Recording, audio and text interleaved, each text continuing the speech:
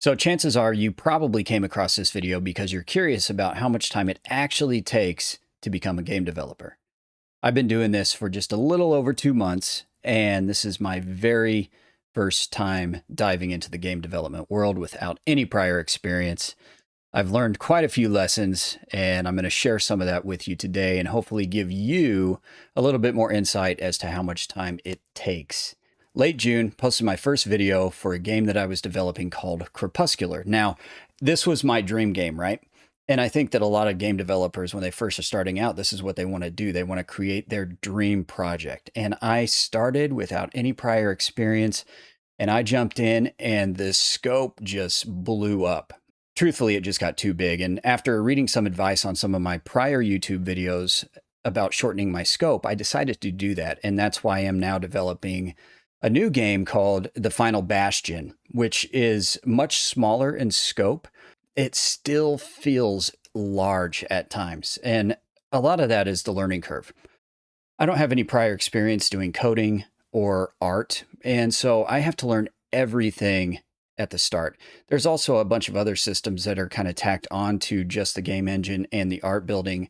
Like you have to understand sound, you have to understand utilizing things like GitHub, and you really got to have a passion for this, I think, if you're going to be successful. So I spend about roughly 2 hours a day, 6 days a week as kind of a side thing that I do.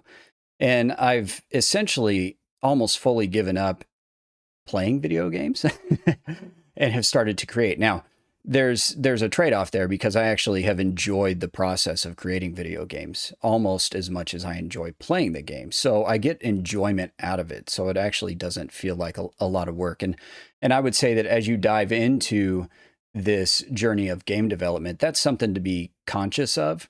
Now, everything in life is going to have aspects of it that you don't enjoy. So I don't want those to deter you. What would I do differently, though, if I were to start over? I think if I were to do anything differently, I would probably post a little bit more in different forums like maybe Reddit, talking to existing game developers, getting some advice. That's probably why you're actually looking at this video right now, is you want a little hint, a little bit of advice on how to start. I wish that I would have maybe just started ultra small on my game. And I wish I would have read up a little bit about all the details that are needed when you're creating a game and all the systems that kind of interplay and interconnect with each other. I think that would have given me a better base to start from so that I wouldn't have tried to create my dream game first. I would have actually started a little bit smaller. Another thing that I would say is you really have to have like a long-term vision. When I jumped into this, I kind of knew it was going to be a lengthy process. I didn't quite understand that it was going to be anywhere from, probably 1 to 5 years before a project would actually complete, especially as a beginner. So when that hit me, that years long process thought hit me, I was like, oh man, I don't know if I want to dive in to do this. But you know what? I pushed forward, found out that I enjoyed it, and decided to move forward. And here I am today. A lot of people are going to tell you a lot about their journeys and what they think you need in order to be successful. And I would say take that advice because some of it is really, really good, but also bear in mind that you are, built differently, right? And so there may be aspects that you really enjoy that you want to do that other game developers don't do. For example, I had multiple developers tell me, don't do your own art, just get assets in as quickly as possible so that you can get your game out there. And I found out that I really enjoy art. And so I have actually stuck with the art. I've decided to do my own art. Pick what you might enjoy. If you don't enjoy it, maybe hand that off to somebody else. But if you enjoy it, maybe own it for yourself, because I think it's actually going to give you some fuel to continue your game development journey. So that's what I would do differently.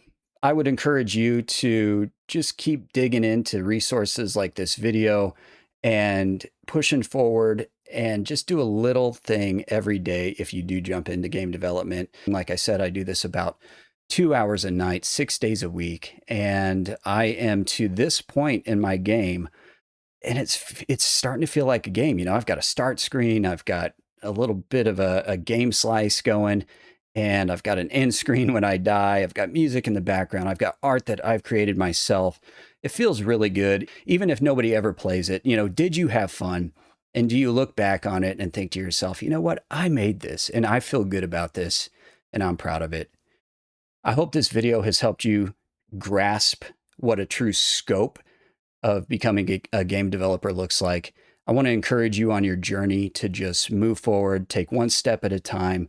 I'm rooting for you. I've realized that the game development community is rooting for you as well. Everybody has been so helpful and so friendly. So lean on them, and I'll see you in the next one.